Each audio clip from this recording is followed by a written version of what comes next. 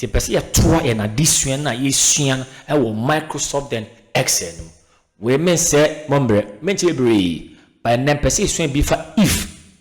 see kwan ye fa so yesu if e wo ye Microsoft Excel en na pese sua nti ye hwe me layout na maye e wo me Excel no so a your name, your rank, your basic salary, and your allowances. Into your allowance now, your X 10%. X means what? Senior. And a J no means what? Junior. And you then 8%. And a person is to nyaba send your name ifa. I say one by one. Because Ujin and your back now change auto sam there, auto feed the name sadno. And tell you if no they perform your functions no ye wia na afi use your auto for command no they fail it once and for all and yen sembre no yen hwe kwan a ye fa so be use ye if no e wo ye Microsoft then Excel the exam say then ye ma yen hwe and to catch the unuanom na so share program no na omo so ensunye bi nsua enya so en enfaso yen started see ade bia ye no be mia wo equal sign no na fi ye wia me ahwe enfa na ye de be ye logical test mia wia na wa boden if command no e de aba na fi wa emia wo open bracket and we shift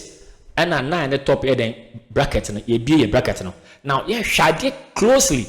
awo command no so on say ye if wa say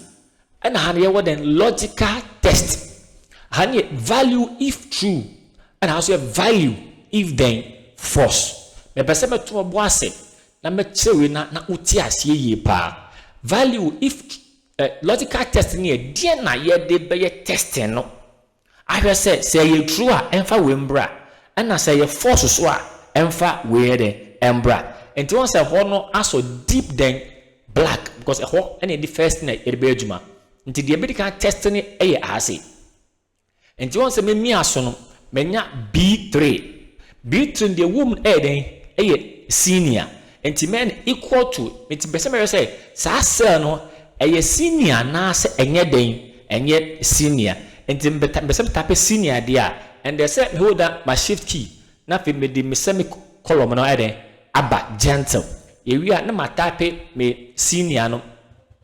boko ashim na me close me semicolon no me we are on say me my boy you nti me nya me command so pe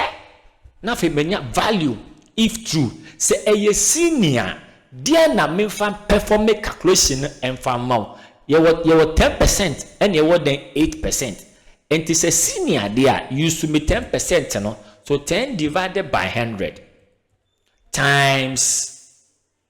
base salary then C3 and times C3 see very simple. And you want to say you would then value if then true. Say a senior dear you should 10% to 10 divided by 100 times the basic salary. We are now for your the force no so. And you want to say value if then force. Say a senior dear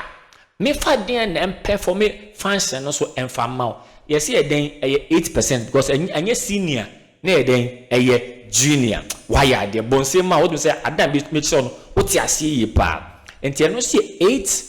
divided by saying 100 excellent times then C3 a whole and na your basic salary no and a wo and you want say if you logical test and about value if true and it's about value if then false say a senior is to 10 divided by 100 times the C3 but a senior dear na junior using 8 divided by 100 times C3 because on name senior and junior but so man this function one dia a be juma ediama we hold down your shift key na for you press your bracket no so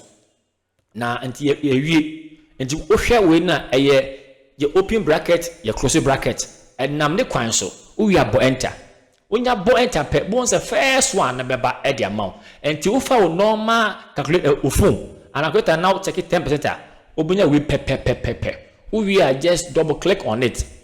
almost a be fele ni nyina e the amount and to omo ye 8% will get their 8% omo ye 10% benye omo 10% e di amount mana e sample enti ewie a esan say we ye basic salary na we ye allowance ntin I will say ye net salary ska ye di ekofie akodi ne bosomi na eda yenim de obeya na say obemia wo auto sam no so boko de mame no abawo wo enter and so the same thing double click on it obon say afele e di amount gentle enti at the end of the day no who say what can wo allowances no plus your base salary na boom na wenya wo net salary bon say ma wa yade o sua na mani age me say me ma nko a unya sa emfaso diewe me say exam say den ye use your local language and e be kire mo ade mo atiase na mo atiase ye pa exam say den yema yenhwe exam say den yema yenhwe so when ni jijumedi a medi nko ade a aboa me na subscribe be say share program no na obi biara ensa enkebi catch say yesua ICT no e kwan foforo kraso e kwan we de ede o kan baako na ye ti ase ye pa anke sam se den te sam se den yema yenhwe and na so meja mo ase bye bye.